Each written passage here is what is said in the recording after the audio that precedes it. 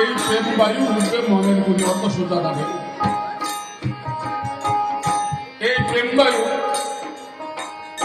আমার অশ্বিন প্রসাদ বলতেছিল কেমন। আমি একটা ছোট করে একটা আলোচনা করি, সবাই করছে আমি একটু করতে হয়, না হলে খারাপ লাগে, তাই না? এই অশ্বিনী গোসাই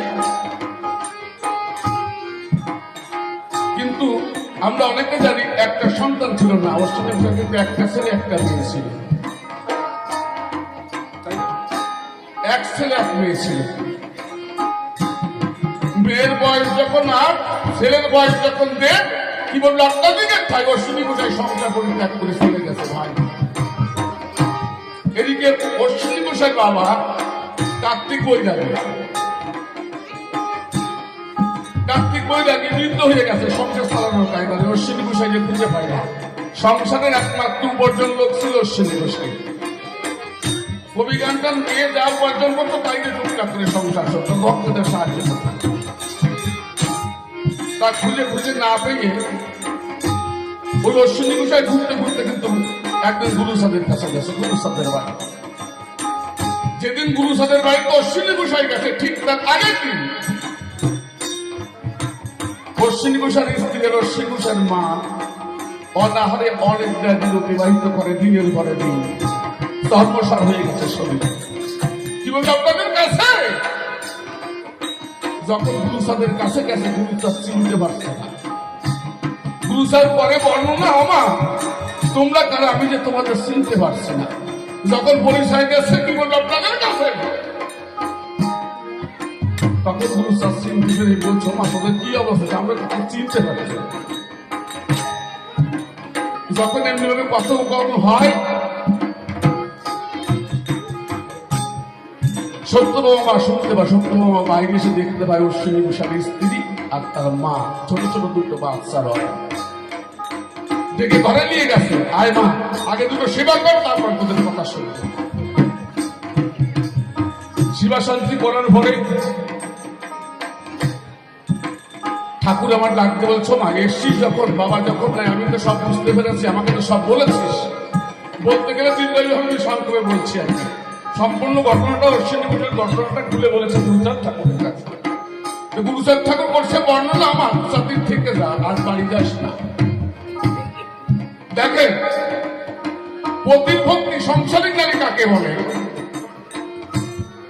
অশ্বিনী গোসাইয়ের স্ত্রী ডাকতে বলছে না বাবা, আমার দেওর আছে, কাজের সন্ধানে বাইরে গেছে, না জানি কোন সময় ফিরে আসে, সে আমি অনাহারে থাকতে হয়, তাই তোমায় করি বর্ণনা আমরা থাকবো না। যথা পরিমাণ চাল ডাল দিয়ে অশ্বিনী গোসাইয়ের বাড়িতে গুরুচাঁদের কাছ থেকে বিদায় নিয়ে বাড়ি আসে। অনেকদিন অশ্বিনী গোসাই গেছে। যখন মা ডাক দিয়েছে অশ্বিনী গোসাইকে দেখে ডাক দিয়েছে, আয় বাবা কতদিন খাস না দুটো খেয়ে নে। সবে খেতে বসেছে। আমার গুরুচাঁদ এমন এক ব্যক্তি ছিল, তার কাছে আদর্শ বড় ছিল। সে কোনো যুক্তি তর্ক পছন্দ করতো না, অলৌকিকতা পছন্দ করতো না, এই গামছাওয়ালা গোসাই পছন্দ করতো না, জীবিকা। আমি যে কটা বই পড়েছি কোনো বইতে পাইনি কোনো গোসাই পাগল গামছা বলে কোনো সবাই গেছে। গুরুচাঁদ ঠাকুর ডাক দিয়ে বলছে অশ্বিনী তুই বলিস কি বারান্দার? বলছে বাবা মা দুটো খেতে দিয়েছে, তাই সেবা করতে অনেকদিন খাই না। বলছে অশ্বিনী আমার কথা নেবে, খাওয়ার এখন উঠে বাড়ি যাবি, তুই আমার মায়ের হাতে সেবা খাস, আর আমার মা অনাহারে অনেক দিন অতিবাহিত করছে, যা বাড়িতে থাক। সত্যবাবা মা ডাক দিয়ে বলছে তুমি বলো সবাই ছেলে দুটো খেতে বসেছে, দুটো খেতে না, বলছে না খেতে হবে না, যা ফিরে বাড়ি যা, বাড়ি যাতে আমার বাড়িতে কোনোদিন আসবি না। অশ্বিনী গোসাই মনের দুঃখে গান গাইতে রওনা হয়েছে। কি গান ধরেছে? তোমাকে বাসিতে ভালো, এই যে গানটা আমরা গাই, গাইতে গাইতে একতারা বাজিয়ে শুরু, মাঠ দিয়ে হাঁটা শুরু করেছে। হঠাৎ শুনতে পায় পাশের গ্রাম নারকেল বাড়িতে মহানন্দ হালদারের বাড়িতে অনুষ্ঠান। মহানন্দ হালদারের বাড়িতে অনুষ্ঠান সেরে পাশের বাড়ি এক রমণী লয়, এই উত্তরিতা গোপীর ভজন কোন জায়গা থেকে শুরু হয় আমি একটু ইঙ্গিত দিয়ে যাইছি। সেই মহিলার স্বামী মারা গেছে 3 বছর হয়ে গেছে, মাত্র 2 বছরে একটা বাচ্চা হয়। যখন অনুষ্ঠানের আয়োজন করেছে, অশ্বিনী ঘোষালকে নিমন্ত্রণ করেছে, কোথায় ঝড় বৃষ্টি মেঘ ছিল একবারে নেমে এসেছে। যখন ঝড় বৃষ্টি নেমে এসেছে, লোক আর বেশি আসে না, 2-4 জন এসেছে। তাদের নিয়ে অনুষ্ঠান করছে। অনুষ্ঠান যত সময় যখন সম্পন্ন হয়েছে 10-11টার দিকে, বৃষ্টি আরো প্রবল বেগে গেছে, আর বাড়ি থেকে বেরোনোর জায়গা নাই। বাড়ির কাছে যে 5-6 জন ছিল চলে গেছে। আমার অশ্বিনী ঘোষাল একতারা দিয়ে বসে আছে। রাত যখন 12টা বেজে গেছে, ওই রমণী সর্বাঙ্গের বসন প্রায় পরিত্যাগ করতে হয়ে অশ্বিনী ঘোষালকে ডাক দিয়ে তাকে আলিঙ্গন একটা কামনা বাসনা পূরণ করার অর্থে ডাক দেয়। কি বললো আপনার দিকের কাছে? অশ্বিনী ঘোষাল দুটি চোখের জলে আমার হরিচাঁদকে স্মরণ করেছে, গুরুচাঁদকে স্মরণ করেছে। স্মরণ করে এক এক করে 4খানা গান শেষ করেছে। যখন চতুর্প্রহর ঋষি এসে গেছে, 4খানা গান ধরেছে। ওই মা দেখতে পারে অশ্বিনীর মধ্যে আর অশ্বিনী ঘোষাল নাই। অশ্বিনী ঘোষালের মধ্যে অশ্বিনী ঘোষাল নাই, দেখতে পারে হরিচাঁদ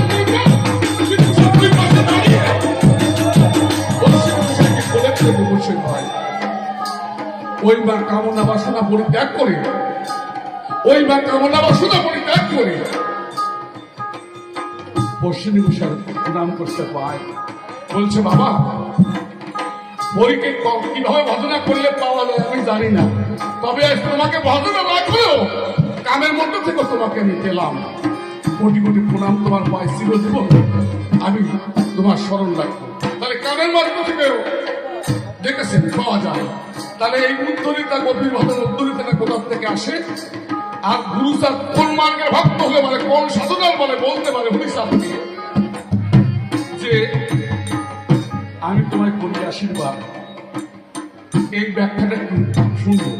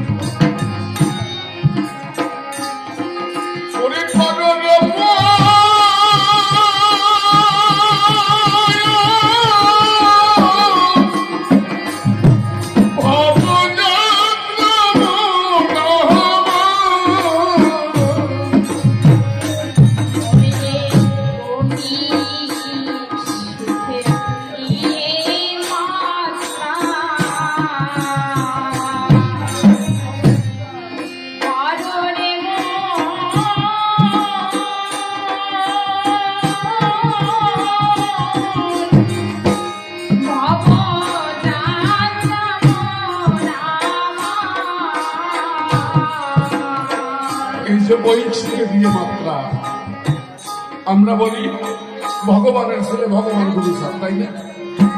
কারণ এই ঐশ্বর্য সুখ পরিত্যাগ করতে হয়। কেমন দেখুন, আমার হরিচাঁদ যেদিন দেহ রাখবে কিছু সময় মুহূর্তে কয়েকটা বাণী বললো, বাণীগুলো বলতে গেলে অনেক সময় লাগবে। যাই হোক, বলে কি হচ্ছে, কোটি সূর্য সমপাতি শ্রুতি গুরুচাঁদ কবি লাগিল তার মুখে, শক্তি পেয়ে গুরুচন্দ্র শোভে যেন পূর্ণচন্দ্র উঠিল ভূতুন্ড মহাকাশ করে। দেখেছেন? শক্তি পাচ্ছে। ভার হরি ভিন্ন দেহে কলুষ নাসিকে চাহে চাই তুমি জানতে মহাবিরাম হলো। হ্যাঁ, গোলকের গুপ্ত নাম বিলাইতে ধারা মহেশ্বর মহাগ্রাম তাই নিয়ে গেল। গোলকের যে গুপ্ত ধাম অর্থাৎ এই হরিবোল, এই অনন্ত কোটি বিশ্বব্রহ্মাণ্ডে আমি বিশেষ করে বলবো আমার ব্যক্তিগত মত যেটা, গীতা, ভাগবত, বাইবেল, রামায়ণ, মহাভারত, যাই যে কোন শাস্ত্র বলে সমস্ত শাস্ত্রে সার বস্তু মাত্র এই দুটো কথা, সমস্ত শাস্ত্রের সার, তাই না? এই হরিবোল যত শাস্ত্র পৃথিবীতে সৃষ্টি হয়েছে সব শাস্ত্রের সার এই হরিবোল দুটো অক্ষর। তাই কি বলছে? ও মন রে